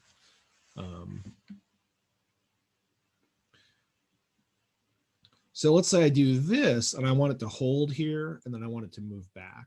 What I would do is I could copy all of these frames by Shift D, just duplicate. And then we get this orange bar, which shows us that it's a hold. And then I could duplicate these frames here and pull them out here, and then it would zip back.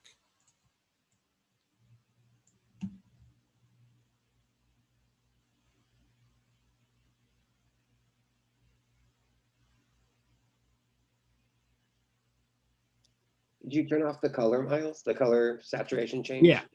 So I can turn it back on. Gotcha.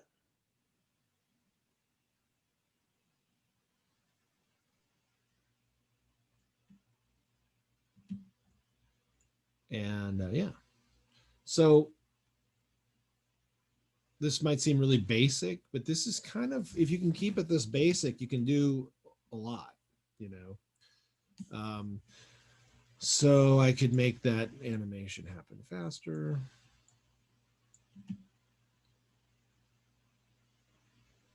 And so if I wanted to drag a graphic into there, how would I do that, Miles? Like if I so if I want to bring some in, so great.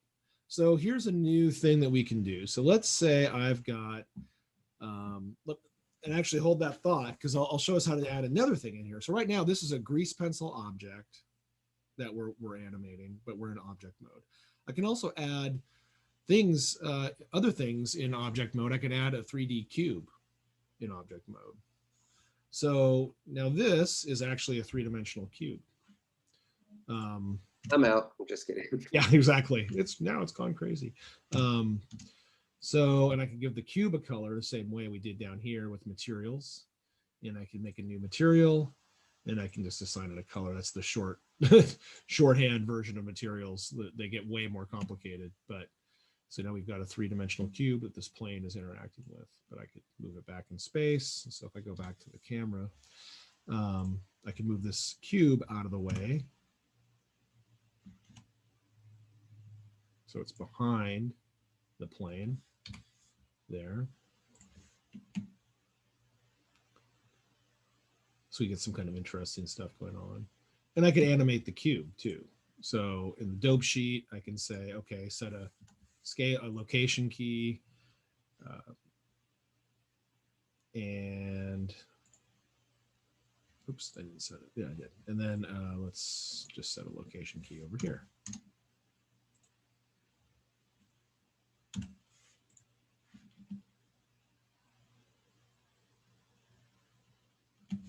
So the cube is in 3D, the animation's in 2D. What was that? The cube is in 3D, but the animation is 2D. And so is the cube still in 3D? I'm sorry, I just don't understand it. Yeah. So the way to think about it is that this sounds kind of ridiculous, but all of our lives are actually in 3D. So even if we're doing like Walt Disney was technically they were animating in 3D when they did Snow White, even though they were drawing flat drawings, which are kind of quote unquote 2D. But like any animation that shows up on a screen is 2D. So like even if it's 3D, you know what I mean? So it's like it's all an illusion. Gotcha. So like so these things are in 3D space. Okay. But this is a 2D object. Gotcha. I see. That helps a lot actually seeing that. Right. So that's and so After Effects you can do this too. It's just not natively 3D. After Effects is kind of natively 2D, and then they've kind of gone through a lot of rigmarole to give you some kind of crude 3D space, but this is just like 3D, you know, it's right there for you. So we're animating, and so the same principles apply. So if I want to do a hold key, I could duplicate this, drag it out, duplicate these, you know.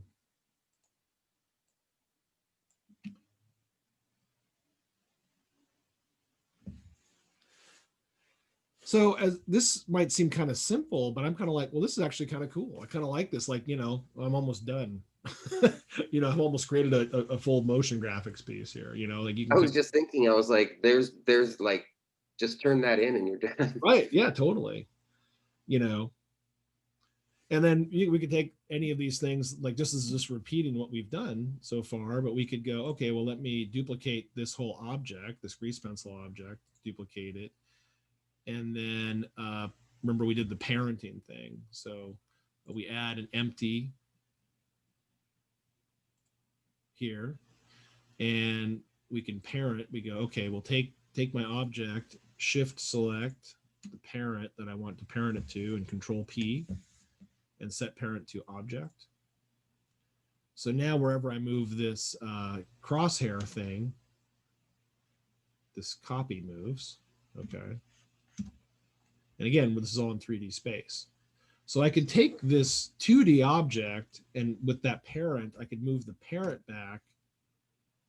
What does parent mean again? It means establish it with a hierarchical relationship. So the child has to go where the parent. Gotcha. So it's just a hierarchy. So like wherever the parent goes, the child has to go relative to the parent. Gotcha. So what if I wanted to bring like a video screen or a logo or something in? We'll get there because we can do that. And so the way to think about that, Lance, is that anything you bring in, no, this is good. This is perfect.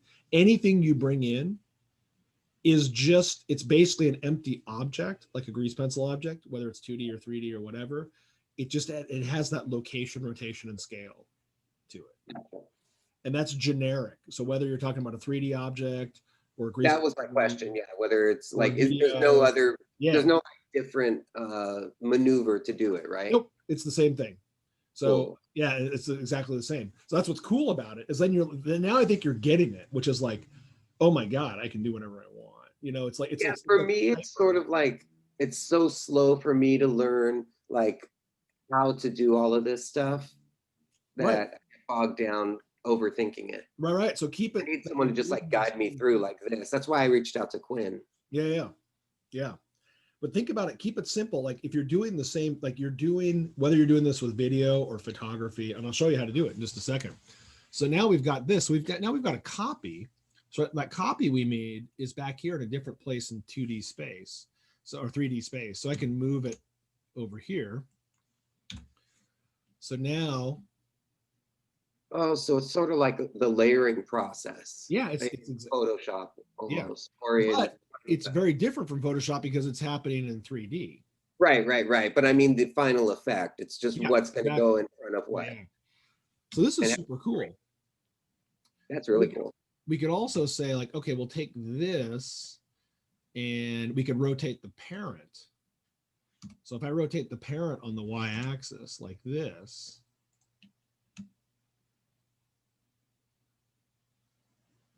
but they're still connected in movement. Right. So I could stagger that because this is its own object. So I could take this and I could just readjust the position of these keys. Right. And then I could add a modifier, another modifier just to this over here. So how do you add the modifiers? Right here with this little wrench. Gotcha. Thank you. So we already added one hue saturation modifier. I can add another one.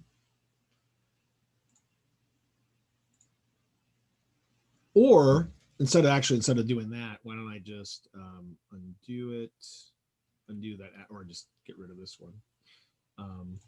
And I can just readjust these. So I can go here. I'll just clear these keys. Let's see, where are they? I'll just delete these keys down here for hue saturation. And so now this is just gonna stay the same. So I'll go.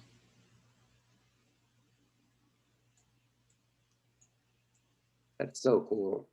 Yeah, isn't it? Yeah, so we key that. And we key this.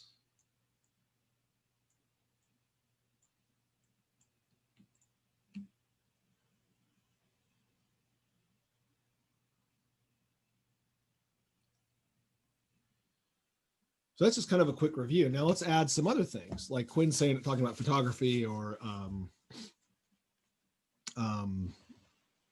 video. So what I would recommend that you guys do, there's another way to do it, but this is by far, I think, the best way to do it, is if you go up here to edit preferences and you want to enable this plugin, it's already built in, so you don't have to download anything. It's called Images as Planes. And so I'll write that up here.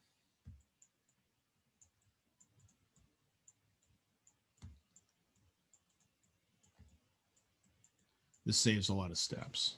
So what's a plane?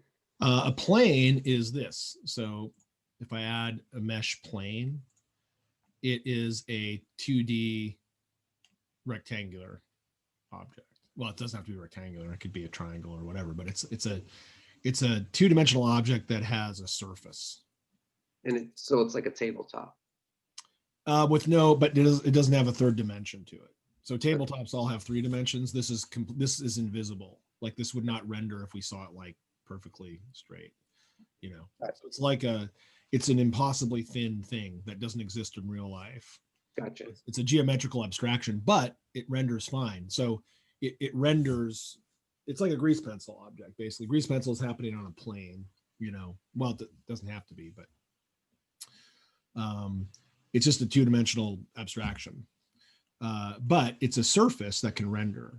So what you'll find is that 3-dimensional objects, like this cube back here, is made up, each of these surfaces is a plane that's connected. So images as planes, what it does, I'm going to delete that plane we just added. What images as planes does is it's an add-on. So we go edit, preferences, add-ons. That's where you'd add all plugins. Yeah. Yep. So we go edit, preferences, add-ons. And we do a search here for images. And there it is. Gotcha. So you click that, you check that. then it's ready to go. That's it. That's all you got to do. And you only have to do that one time, and then it'll be that way forever. And the images will be in 3D also. Yeah. Well, they'll come into 3D space, right? Exactly. So once I've got that, so like those letters, right? Yeah. Here, I'll show you. So we'll go. I go add now, and instead of adding something from the mesh menu or grease pencil or empty, I'm going to go add images as planes.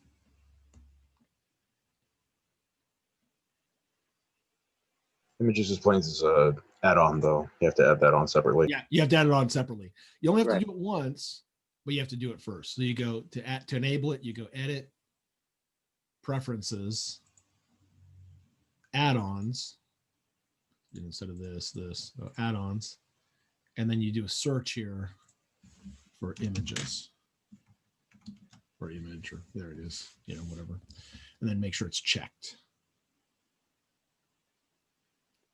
Oh man. Once you check it, you're good to go. Then you just go to add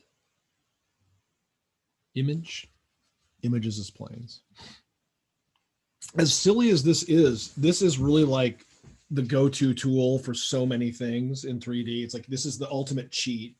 You can save yourself so much time in life by doing this. What would happen if you didn't do that? Just out of curiosity. Oh, it's just a pain in the ass. You have to like make a plane and you have to map it to the image, and it just takes a lot of extra steps. It's totally doable. We do it all the time. It just gives you a template. Yeah, this just does it. This takes care. You're like, I want the thing in 3D space, like you said. It's like, just do that for me in one step. So that's what. So that could be a logo. It could be whatever, and then I could place that logo over over one of those boxes, right? Totally. So what we're going to do is I'll show you how to do it. So we go add images as planes, and then I'll go down here and I'll grab something out of here. Let's see what we got here.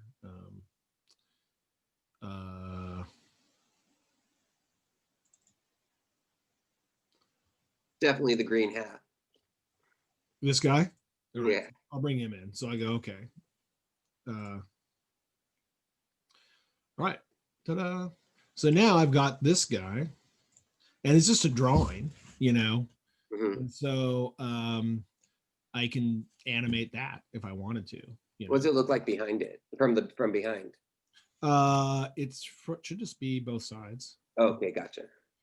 So, I could actually parent this to, let's say, one of the moving boxes. I could go G X, move it over here, G Y, move it back here, something like that, whatever.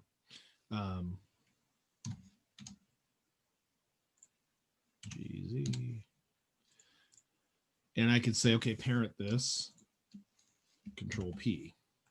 All right, so I haven't animated that separately, but it will follow. Yeah, there you go. It's a little screwy because it's not lined up in 3D space, so it looks like it's not on the box. You know what I mean? Right. But like that's kind of cool. You get the idea. So it's actually kind of cool. So it really is similar to what's After Effects. Yeah. It's actually like it's really a steroidal After Effects. I mean, After Effects has really great things that it does that it's kind of set up to do down and dirty and really fast, and it has a lot of and it definitely has things to do, but you can do pretty much most of the stuff you could do in After Effects. And I think kind of better. It's just that it's not set up to do those things as out of the box After Effects. So it's kind of the thing, like to me, like efficient, like working really quickly is a big part of what I do. Yeah. No, I think After Effects is a great tool. I mean, I don't have any. It's just funny. It's just that I guess it made more sense to me to say, like, why not just learn 3D at the same time, and then you're. I agree with you 1,000%. There's something about it that's kind of. But I think there's a lot of stuff that's anyway. Play around with it, see what you like. But let's bring in a video. So now we'll go Shift A, which is the shortcut for add, and we're going to use the same images as planes. But let's see if I've got a video in here. And I don't mean to take over. So No. This is exactly what I wanted to cover. So this is for everybody. Okay. Let's see. Where are those?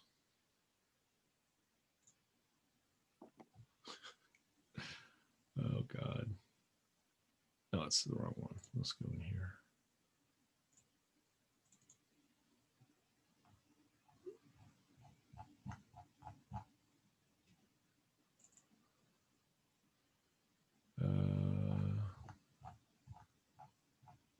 So you can bring in an image sequence, you know, if you have an animated image sequence. So I've got some videos in here somewhere. God knows where.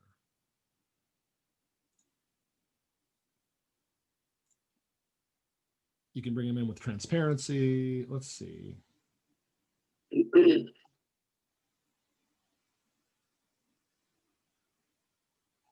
Where did I put that stuff?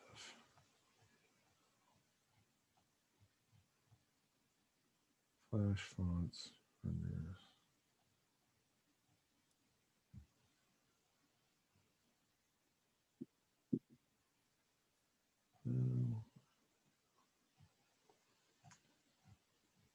Well, I think I've got some here, maybe.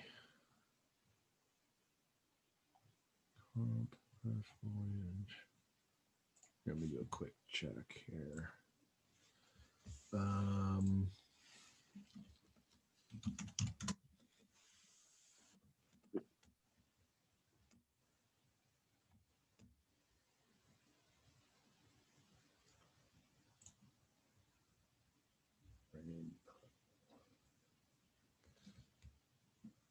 Which is under assets, textures, and embed. There it is. Okay. We always joke that my person I'm working on this animation with was like, which one of us is really worse at naming conventions? Because every time we try to get organized, we just come up with stupider and less efficient naming conventions. So I can't find anything anyway. Oh, here it is. All right, so add images as planes. Okay, images as planes, and we'll go here and we'll go to Hazunar.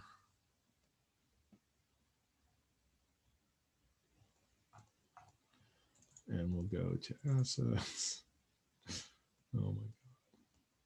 And it's under, so bad. Oh, Lordy. I usually just search by file type. I know, it's just a nightmare. All right, so here's like, here, okay, here's something. Here's like a little bit of ocean ripples or something. All right, so, or here's rain puddle. Let's bring that in. So it's an MOV file. And these were created in just a video. This is just video off of a phone. For video. Yeah. So here it is. It comes in on a plane. I'll move that up in front here. Okay. Ooh, it's transparent. It's weird. And we're getting some weird effect because it's, for some reason, it's not showing up in front of the grease pencil objects. There's probably something like that has to be modified there. And I'm trying to be your layers, right? I think it's the render setting. So if I go here, here, that's what I was wondering was about the rendering actually. Yeah. Yeah, we'll get to rendering. Let me see, where is that? It's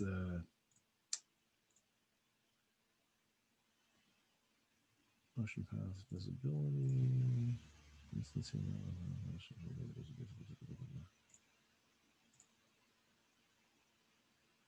Geometry data, texture space. No, where is it? Material. Oh, yeah, material, alpha blend, alpha hashed.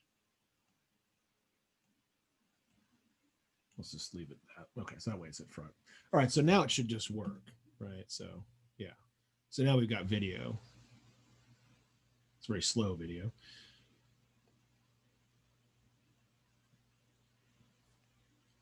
So that's a quick, introduction. You can scale these things up.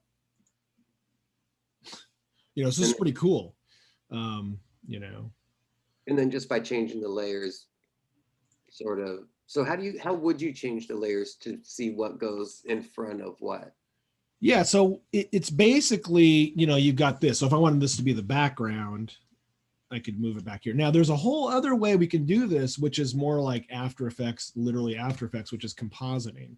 So this is where Blender is really kind of amazing, is that it has a compositor too, like for doing just laying things on top of each other, like you were saying, like just like Photoshop. Yeah, okay. So what we could do, this is the advanced thing, But why not? You know, we can start to then do compositing and editing and video editing in the same program. So this is like crazy powerful. And does it render like the final image the same and like? Yeah, essentially, you know, there are usually a couple tricks and twists that you have to deal with, but this is just getting us started. You know, like this is. Can you work in 4K in it? Do you know? Yeah, sure. Yeah, you can set the rendering, and so you've got render settings right here. This is this tab here, so you can set it under. Oh, this is the render settings here. Sorry. So Gotcha. You can set whatever resolution you want, and wow. that controls the camera aspect ratio. And if I want to turn off the annotations, which are kind of cool, but it really does everything. It does. It's really crazy, and it's not. It's well, the thing I kind of like about it is that it's all kind of down and dirty. Like you can just, it's all there. You just have to kind of figure out how to get it to work, but it'll work. You know, it's like it's really neat. It seems like you never hit a stop. Like in Final Cut, I'm always like, oh, I can't do that here. You know what I mean? So this is like everything is here. So it's like you can do all your editing. You can do audio editing. We didn't get to that yet, but like I think maybe what we'll do on Thursday is we'll show the video and audio editing in Blender. Is this an industry standard? No.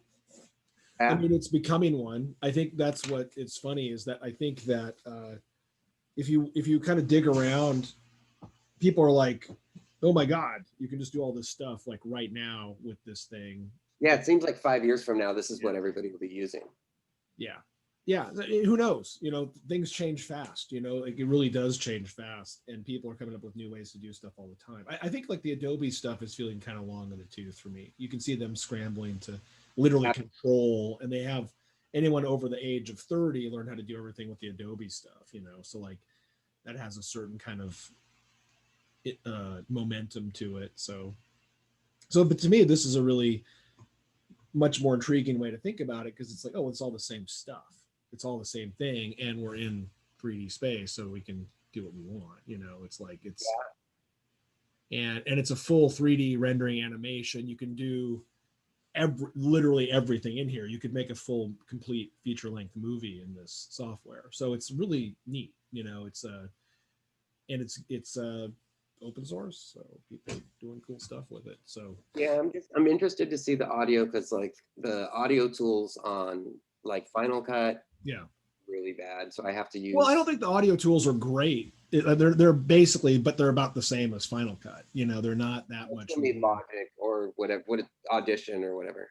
Yeah, I mean, it's like you still probably want to do for doing serious audio editing. You want to have a separate audio interface, but like for compositing the audio with the video, you can do it in this fine. You know, all the tools it's basically the same thing. It's like doing it in Premiere. Gotcha. So yeah.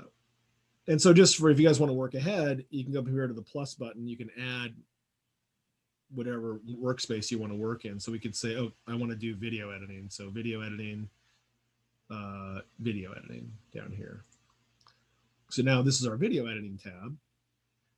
And so this is confusing because this is playing, but it's not showing us anything because we have to add what's called a scene to get this to work. So we'll cover this later. So this will work though. But what you could do is just to show you right away, you could add some sound into this. So we could go up here to here, and we could go to here, and I've got some sound here somewhere.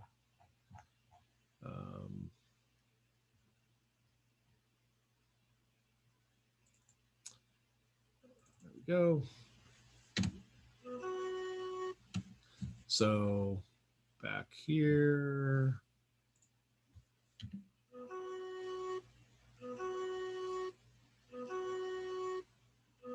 So now we have sound. But we had to do that in the video editing tab and just add the sound in. So, but this is the preview for what we can do in video editing. You've got these strips just like in Premiere or After Effects, and you can move them around in the timeline and stack them and add effects to them. And that's the compositing kind of magic part. So, but you can get into some crazy 3D rendering, compositing things that are kind of mind boggling. So,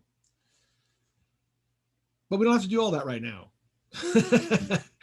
You know, the idea behind this is just to get something under our belts that's like simple. Like do something simple first, and then we can add to it. But just get the flow of like changing the timing, you know, adding things in, changing the color, changing the location, rotation, all that kind of stuff. So like it'd be kind of cool to come in here and go, oh yeah, this would be kind of neat. So like so if I key this, I go insert, let's say location, then I go here, go.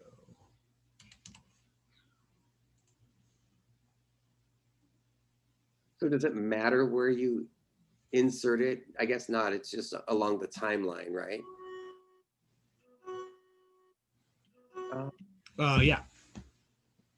And you can adjust it, you know. Yeah. Okay. Yeah, that makes sense. Do whatever. Yeah. Or I can delete those keys. It makes me think of everything in a different way. Just the possibility.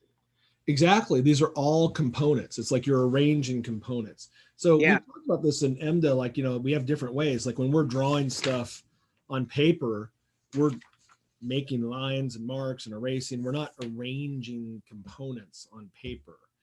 This is 3D is much more like playing with a train set. You know, like whatever you want to add to the train set, you can just add it out there and move it around relative to each other. But you're not sitting there with like a knife and carving out trains and tracks. Like that's what you're doing when you're drawing and painting. You're kind of smearing things around, you know. Yeah. Well, I meant more like so one of the problems that I was trying to figure out was like, it's a bad example, but like if you're shooting something like a bullet or a projectile of some kind that's visible, right? You know,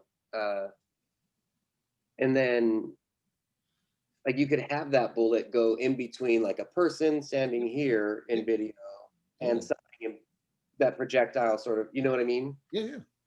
And I don't know how I'd be able to do that in like Final Cut. Right. Yeah. And if you look at something like the James Bond intro that we looked at on the Discord the other day, like think about how that was done. You'll see a lot more stuff like that idea of things passing behind and in front and shifting in 3D space. You see a lot of that all the time, you know, like, oh, it's a 2D image, but it shifts in this way. You know? Right. Yeah. So it's a lot more, it's more like doing like stop motion animation. Like it's like more like physically having these things and being able to move them around. Whereas After Effects or Photoshop, it always feels like you're sliding these abstract planes around in a way that makes a lot of sense. Yeah, because then even twisting, like, totally, I get what you're saying. Yeah. Thank you, Miles. Yeah, nice. Sorry, everybody. Yeah, so we don't have to turn stuff in yet. It's really just about just getting started. There's so much to learn. There's the thinking about the story, the narrative. There's like, what do you want to show? What do you not want to show? We're going to add sound. There's a lot to do. There's a lot to, you know, keep track of. So we want to keep things simple. Want to keep it basic, beginning, middle, and end. 1, 2, 3. This doesn't have to be your magnum opus at this point, but we just want to go through the whole process of like thinking about it, showing what we're thinking, that sharing ideas and information is a really big step for us, that we want to get comfortable with like that idea of like, oh, hey, I scratched some ideas out. Check it out. What do you think? Oh yeah, that looks cool. Hey, let's move this. Let's do this. So we're not attached. It's not like I spent 8 years carving this thing out of marble. I hope you like it, you know, because like, no, we want to make it like quick. Okay, yeah, we can change this. And then all the technical stuff that we're learning, because we're learning a lot of technical stuff too. And so if you're feeling technically like, Lordy, I've got my hands full with all this, that's cool. But go ahead and simplify it down so you're doing less. And I think one of the best ways to get better at doing less is to go back and look at the examples of the motion graphics examples that we've been looking at, look at the Saul Bass. Like if you just look at nothing else but Saul Bass, that's the best way I can think of to simplify your life. It's like, because he's got stuff in there where it's just literally, it's like just stuff going like this, you know, like coming towards the camera and then fading out and coming towards the camera, you know, and it's cool. And we're like, that's great. Like, I love that. And it's done, you know, then you're like, that's it. That's me. So I'm just going to have things doing this. But then the part that we were talking about today earlier with the storyboard is like, if you invest yourself into it, if you invest your imagination into it, like you care about it, like this square is coming towards us, then it can be great, you know, even though technically it's very simple, but it can be a great experience for the viewer if you're kind of thinking like, oh, it starts slow and then it goes faster and then it goes, you know, or whatever, or it goes, and then it calms down and and it fades to black, but we hear the eerie remnants of the wind, and we're like, oh damn, you know, like that's kind of what we're after with this. It's like poetry. It's like poetry isn't like about making up really huge words. It's like using the words that we use every day, but arranging them in a way that they become like something arresting, striking, exciting, beautiful. So, all right. Well, that's it. That's all we have time for today. But yeah, and we'll continue the conversation on Thursday. So bring storyboards in. We'll kind of keep it loose, and we'll just kind of play it out, because this is really about the learning phase. The first half of the quarter, honestly, for me is just like some of you guys have done animation and stuff already and used Blender and whatever before, so you're kind of a little more down, and so you guys can be pushing it more. But for people that this is the first time they've ever thought about this stuff, it's like, so it's okay. Don't expect too much too soon. Like, you want to go, don't pull any muscles, so to speak. You know, it's like if you're going out to run a marathon, and you've never run before, don't go out and try to run 26 miles the first day. You know, go out, walk outside the house and walk around the block. That'd be pretty good way to start training for a marathon. So, all right. So leave it there. I'll hang out for a minute if people have any questions. And otherwise, I will see you guys on Thursday. Thank you, Miles. All right. Cheerio.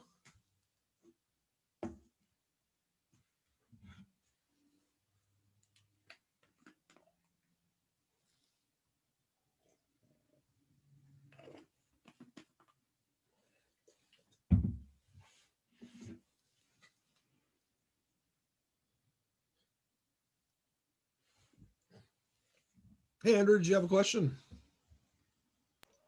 No, but I was a little bit curious. So next class for RAD that we have later today. Yeah. I have a slight concern, and that's I can't really afford Photoshop right now. That's all right. So Photoshop. Okay. Use like something else. All right. We're gonna be using it to. I think what I'm going to use today, I think we're going to do something with like Magma Studio Pro, which is online and it's free, you know. So all right. But you could use Krita, or use something free like Krita, or something for like $5, like Procreate or something. Okay. Yeah. So anything like Krita is kind of the one that I would probably look at if you're working on a desktop and you have a tablet. That's probably the one. Yeah. I have a laptop and a tablet. Yeah, that's right. Yeah, laptop's fine. Yeah, totally. Okay. So, have you used Krita before? I have not. Krita, Krita. I always call it Krita, but it's like GIF. Like it's supposed to be Krita, but Krita sounds a lot better. So yeah, it's like GIF sounds better. I don't care if the guy said it was supposed to be GIF. Yeah, no. But don't worry, Miles. You can rest easy knowing that it is GIF, right? Because the G stands for graphics. Right. I don't remember anybody ever calling it giraffics. Right. So exactly. Thank you. You're welcome, man. Settling that for me. All right, cool. Yeah, just dive into Krita and become a Krita man, and then you can tell me how to use it. I haven't really used it, so you're kind of, but I see people doing like just bang up great stuff with it all the time. So cool. And I think we're gonna play around with Magma Studio today, which is kind of fun because it's kind of like Figma, but it's a bitmap based thing. Okay. We can cool. All right. I will give that a look. Thank you, Miles. I appreciate it All right. very much. All right. Well, talk to you soon. I will see you at All right. 1:30. See you in a bit. Okay. See you around. Bye.